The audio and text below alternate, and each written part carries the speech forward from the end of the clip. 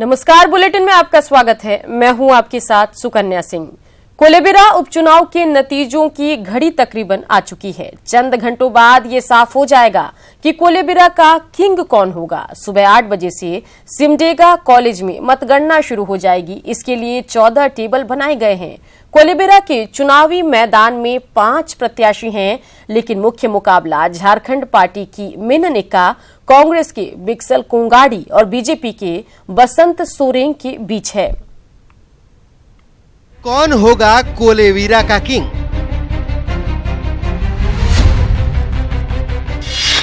आज आएगा जनता का फैसला। कोलेबिरा का वीर कौन होगा? चंद घंटों में इसका फैसला हो जाएगा। पता चल जाएगा कि कोलेबिरा की जनता ने किसके नाम पर अपना फैसला सुनाया है। लिहाजा अब टकटकी काउंटिंग टेबल पर है। दोपहर तक तस्वीर साफ हो जाएगी कि कोलेबिरा की जनता का नुमाइंदा कौन होगा। वैसे कोलेबिरा के चुनावी दंगल में 5 प्रत्याशी खम ठोक रहे हैं, लेकिन मुख्य मुकाबला झारखंड पार्टी की मीना निक्का, कांग्रेस के विक्सल कोंगाड़ी और बीजेपी के बसंत सोरेन के बीच है। आपको बता दें कि मीना निक्का, जो झारखंड पार्टी से दम ठोक रही हैं, उन्हें इस चुनाव में झारखंड मुक्ति मोर्चा और आरजेडी का समर्थन मिल रहा है। कांग्रेस ने विक्सल कोंगाड़ी पर भरोसा जताया है, जिन्हें जेवीएम का साथ मिला है, जबकि बसंत सोरेन बीजेपी के उम्मीदवार हैं। इसके अलावे बसंत डुंगडुंग और सिंगल पार्टी के अनिल कंडुलना भी मैदान में है। जाहिर है कोलेबिरा उपचुनाव में मुकाबला कड़ा है और बेहद दिलचस्प भी, जिसके नतीजों पर सियासत की पूरी नजर है। अब जरा एक नजर डालते हैं कि कोलेबिरा में उपचुनाव की नौबत क्यों आई। दरअसल पारा शिक्षक की हत्या के मामले में इसी साल 3 जुलाई को कोर्ट ने फैसला सुनाया था। कोर्ट ने विधायक इनोस एक्का को उम्र कैद की सजा सुनाई थी। सजा मिलने के बाद इनोस एक्का की विधानसभा सदस्यता खत्म हो गई। 3 दिन पहले यानी 20 दिसंबर को कोलेबिरा में उपचुनाव हुआ था, जिसमें 64% लोगों ने अपने इरादों पर मुहर लगाया था। Bureau report, news 18 network. तो 8 बजे यानी कि आधे घंटे बाद मतगणना शुरू हो जाएगी। चलिए सीधा रुख करते हैं सिमडेगा कॉलेज का, जहां से हमारे संवाददाता भुवन किशोर झा सीधे हमारे साथ जुड़ गए हैं। भुवन, लंबे इंतजार के बाद अब ऐलान होगा, गिनती शुरू होगी और उसके बाद तय हो जाएगा कि सिमडेगा कोलेबिरा का किंग कौन है। क्या कुछ जानकारी आपके पास है, बताइए। देखिए, पूरी तैयारी हो गई है काउंटिंग की और हम आपको दिखाना चाहेंगे कि किस तरह से यहाँ पे तैयारी की गई है काउंटिंग के लिए। और हमारे साथ डीसी सिमडेगा हैं, उनसे सीधे जानते हैं कि जो सर क्या व्यवस्था की गई है, कितने राउंड में ये काउंटिंग है। बिल्कुल, काउंटिंग के लिए, मतगणना के लिए सारी तैयारी पूरी की जा चुकी है। 14 टेबल है और 20 राउंड मतगणना चलेगा। हम लोग को उम्मीद है कि हम लोग दोपहर तक हम लोग मतगणना का कार्य पूर्ण कर लेंगे। सुरक्षा का पूरा इंतजाम है। किसी को भी जो भी उसके लिए योग्य हैं वही अंदर आएंगे, बाकी किसी को अंदर नहीं आने दिया जाएगा। जो हॉल कितने बनाएंगे काउंटिंग हॉल?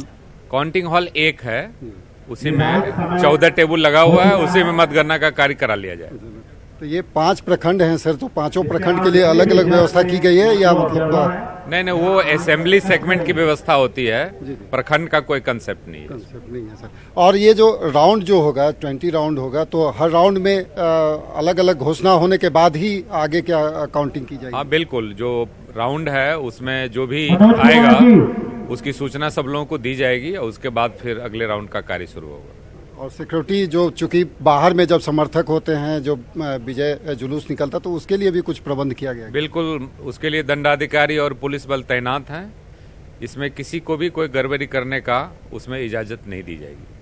तो ये सिमडेगा डीसी हैं और जो व्यवस्था है यहाँ का काउंटिंग का, वो बता रहे थे। और जैसा कि डीसी सिमडेगा भी कह रहे थे कि 20 राउंड में यहाँ पे काउंटिंग होगी और करीब 8 बजे यहाँ से मतगणना का काम यहाँ पे शुरू होगा। और इसके लिए 14 टेबल बनाए गए हैं। काउंटिंग हॉल जो है वो सबसे पहले हम आपको दिखाना चाहेंगे कि ये प्रवेश द्वार है और यहीं से जो सिमडेगा कॉलेज के अंदर में ये रूम बनाया गया है और इसी में स्ट्रांग रूम के साथ ही बगल के जो हॉल हैं उसमें काउंटिंग की प्रक्रिया शुरू होगी और इसके लिए पूरी तैयारियां यहाँ पर मुकम्मल की गई है।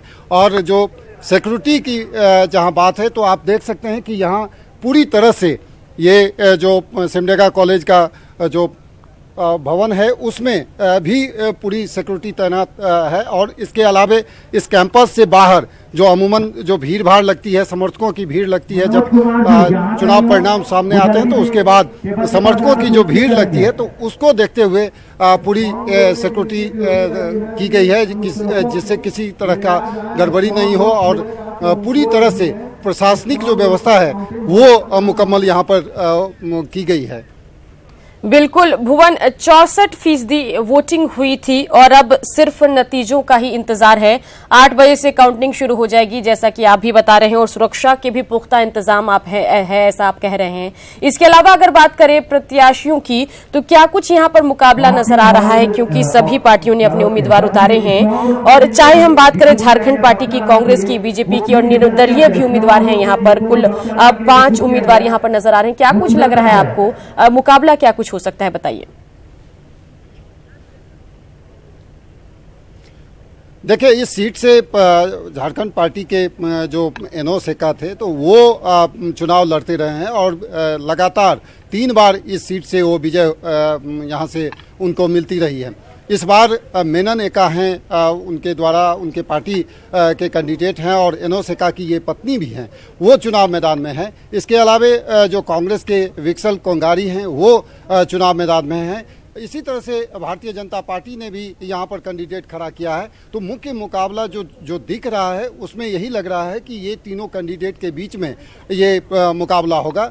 लेकिन सबसे अहम बात इसमें ये बताना चाहेंगे, जो जिस केस में और जिस तरह से लोगों ने यहाँ पे वोटिंग किया है और झापा के कैंडिडेट को लेकर के भी लोगों ने अपनी मताधिकार का प्रयोग किया है, वहीं कांग्रेस भी कड़ी टक्कर देती हुई यहाँ पे दिख रही है। अब देखना होगा कि जैसे ही 8 बजे से काउंटिंग शुरू होगी, पहले पोस्टल बैलेट का काउंटिंग होता है और वो प्रक्रिया यहाँ पर शुरू की जाएगी। जो पोस्टल बैलेट से जो भी पोस्टल बैलेट से लोगों ने मताधिकार किया है तो उसकी काउंटिंग होगी।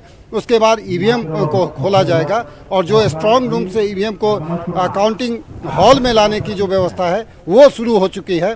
हम आपको एक बार फिर तस्वीर दिखाना चाहेंगे कि किस तरह से डीसी यहाँ पे पूरी तरह से जो काउंटिंग सेंटर है उसका निरीक्षण कर रहे हैं और बाकायदे वो 7:30 और 8 के बीच में जो शुरुआती जो समय होता है काउंटिंग का वो काफ़ी महत्वपूर्ण होता है। हर चीज़ को ध्यान में रखी जाती है, उसका वो जायजा ले रहे हैं और यही लोगों को या अपने जो कर्मी हैं जो मतगणना के काम में लगे हुए हैं उनको इंस्ट्रक्शन ये दिया जा रहा है कि वो समय से इसकी शुरुआत करें, काउंटिंग शुरू हो और उसके लिए पूरी तरह से यहाँ पर मुकम्मल जो प्रशासनिक जो व्यवस्था है वो होती हुई दिखी है। बिल्कुल भुवन, इसके अलावा यहाँ पर हम देखें तो महागठबंधन में फूट हुई थी, क्योंकि झारखंड पार्टी भी अपने एक उम्मीदवार को मैदान में उतारी थी, कांग्रेस पार्टी ने भी अपने उम्मीदवार को मैदान में उतारा, लेकिन इसका कुछ खास फायदा बीजेपी ने वहां पर उठाते हुए नहीं नजर आई, क्योंकि किसी भी बड़े लीडर का वहां पर उस तरीके से प्रचार अभियान नहीं चला जिस तरीके से होना चाहिए। तो क्या कुछ लग रहा है, मुकाबला क्या कुछ हो सकता है और मुकाबले के बाद क्या लग रहा है कि क्या कुछ तस्वीरें आएगी?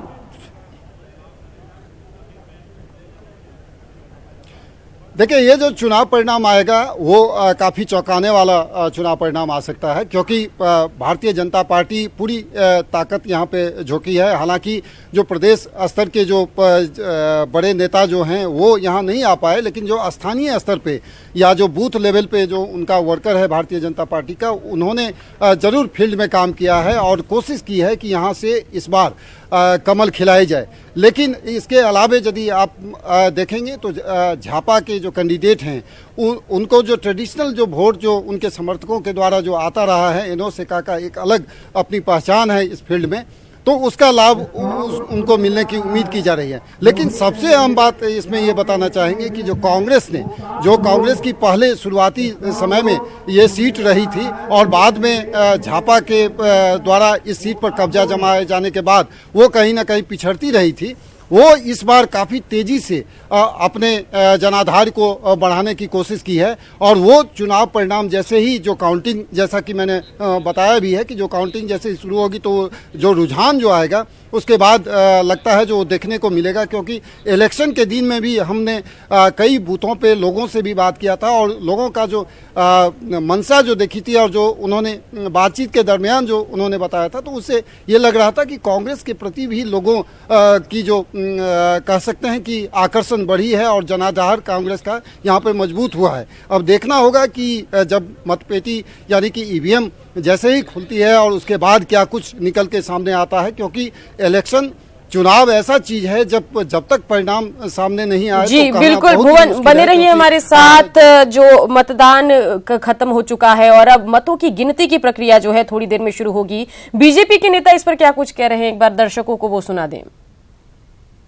जो काम है वो तो सार्वजनिक है। जितने भी हमने हमारे आज मुख्यमंत्री ने जितना काम किया है रघुवर दास जी ने, शायद हम ये 14 साल के अंदर में कभी इतना काम नहीं हुआ है।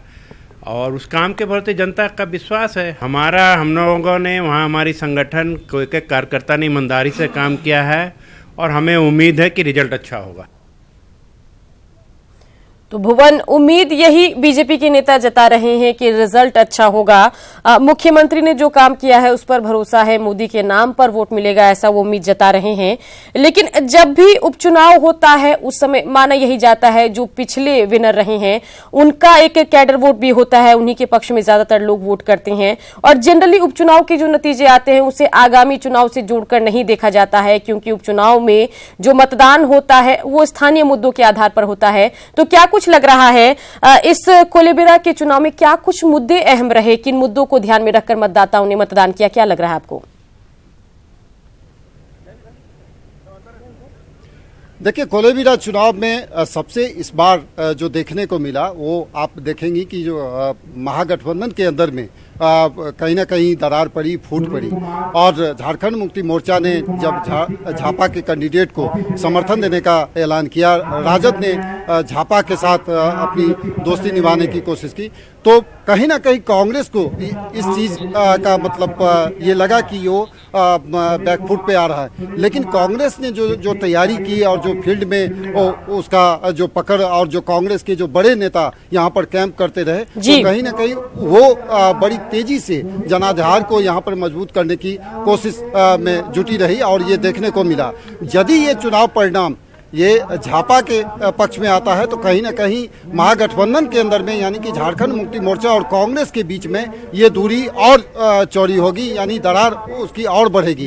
यदि कांग्रेस यहाँ से जीता है तो आने वाले चुनाव में जो महागठबंधन की बात जो चल रही है, भले ही झारखंड मुक्ति मोर्चा या कांग्रेस के बड़े नेता ये कहें कि ये कोलेबिरा का जो चुनाव है उससे महागठबंधन पर नहीं असर पड़ेगा, लेकिन अंदर खाने में कहीं ना कहीं इसको लेकर के बड़े नेताओं के बीच में कसक है कि झामो ने कांग्रेस का साथ नहीं निभाया और जिसके कारण से ये चुनाव परिणाम सामने आता हुआ दिख रहा है। तो ये चीजें सामने आएगी। फिलहाल जो 8 बजे से जो काउंटिंग जैसे ही शुरू होगी तो उसके बाद जो रुझान आएगा, जो चुनाव परिणाम आएंगे, उस पे सबकी नजर टिकी हुई है। बिल्कुल नजर बना के रखिए भुवन, आज पूरे दिन हम आपसे जुड़ते रहेंगे और सबसे तेजी से चुनाव को लेकर शुरुआती रुझान के बाद नतीजे भी न्यूज 18 ही दिखाएगा। बढ़ेंगे आगे, रुक करेंगे अगली खबर का, जहां राज्य के आदिवासियों को नए साल में सरकार बड़ी सौगात देने जा रही है। शनिवार को दुमका में आयोजित ग्राम प्रधानों के सम्मेलन में सीएम रघुवर दास ने अनुसूचित जनजाति आयोग के गठन का ऐलान किया। इससे पहले गोड्डा में सीएम ने जन चौपाल लगाई, जिसमें किसानों की आय बढ़ाने को लेकर सरकार के प्रयास की जानकारी दी।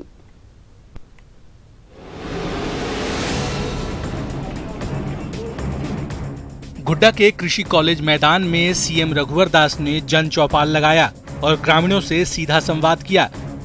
इस मौके पर सीएम रघुवर दास ने कहा कि झारखंड के किसानों की हालत सुधारने के लिए सरकार लगातार प्रयासरत है।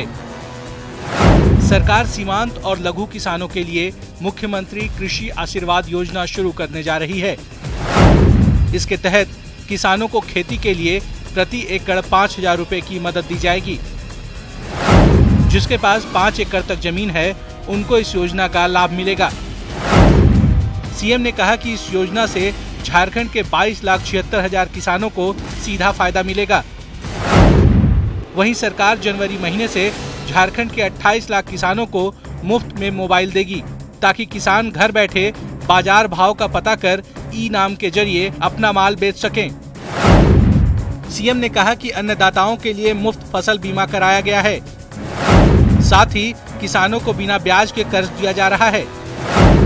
इससे झारखंड के 14,50,000 किसानों को फायदा मिल रहा है। आप हमारी मंशा को समझ, हमारी दिशा को देखें। हम और हमारी सरकार और माननीय प्रधानमंत्री मोदी जी की सरकार इस दिशा पे बढ़ चुकी है, तो आहिस्ता आहिस्ता सबके घर बढ़े। उसी तरह गरीब भी सम्मान की जिंदगी जिए, ये हमारे प्रधानमंत्री जी का सोच है।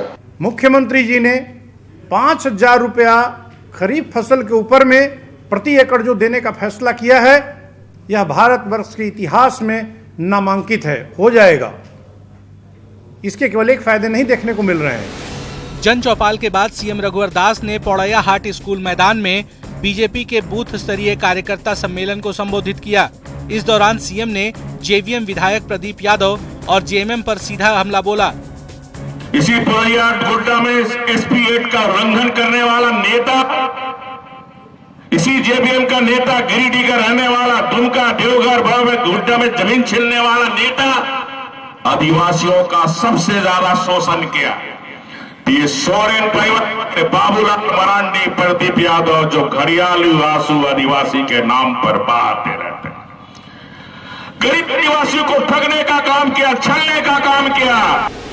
गोड्डा के बाद सीएम रघुवर दास दुमका पहुंचे, जहां आउटडोर स्टेडियम में आयोजित ग्राम प्रधानों और परंपरागत प्रतिनिधियों के सम्मेलन में शिरकत की। इस सम्मेलन में संथाल परगना के सभी 6 जिलों के ग्राम प्रधान मौजूद थे। इस मौके पर सीएम रघुवर दास ने ग्राम प्रधानों के साथ मांदर बजाया। विधानसभा हमारा बजट सेशन खुलेगा 17 जनवरी से, वहाँ हम राज्य में जनजाति समाज के लिए आयोग का गठन करेंगे, जिसमें एक अध्यक्ष रहेंगे, एक उपाध्यक्ष रहेंगे और हर प्रमंडल से आदिवासी समाज का एक प्रतिनिधि हर प्रमंडल से रहेगा।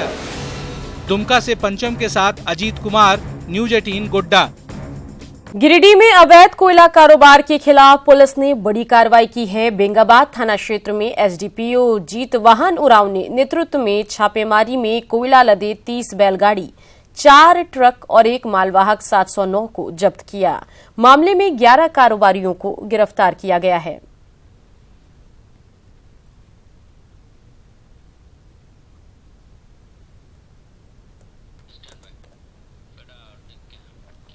कोयलांचल धनबाद में 28 दिसंबर से 30 दिसंबर के बीच अखिल भारतीय खेल संघ का राष्ट्रीय अधिवेशन आयोजित होने जा रहा है। इसमें न सिर्फ देश के 450 जिलों के खिलाड़ी बल्कि 72 अर्जुन अवार्डी खिलाड़ियों के अलावा केंद्रीय खेल मंत्री और राष्ट्रीय स्वयंसेवक संघ प्रमुख डॉक्टर मोहन भागवत भी शिरकत करेंगे। कार्यक्रम में क्रिकेटर महेंद्र सिंह धोनी की मां भी शामिल हो सकती हैं।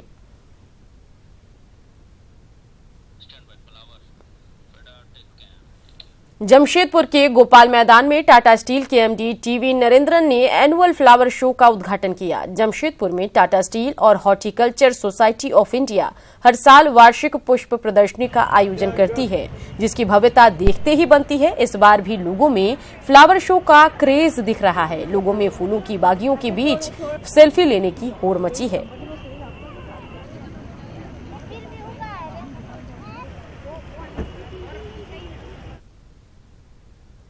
सोसाइटी का ये जमशेदपुर में एक इम्पॉर्टेंट इवेंट है, हर साल होता है दिसंबर में और ये अच्छा टाइम है, अच्छा मौसम है। तो मैं कंग्रेचुलेट करना चाहता हूँ हॉर्टिकल्चर सोसाइटी को, क्योंकि हर साल वो ये ऑर्गेनाइज करते हैं और हर साल हम पिछले कुछ साल से हम देख रहे हैं कि it is becoming bigger and bigger और पार्टिसिपेशन भी बहुत सारे टाटा स्टील ग्रुप कंपनीज़ का है, सिटीजन्स का है, इंडिविजुअल डिस्प्लेस भी है। जो दूसरा और कंपनीज जो है जो टाटा ग्रुप से अलावा और कंपनीज है उन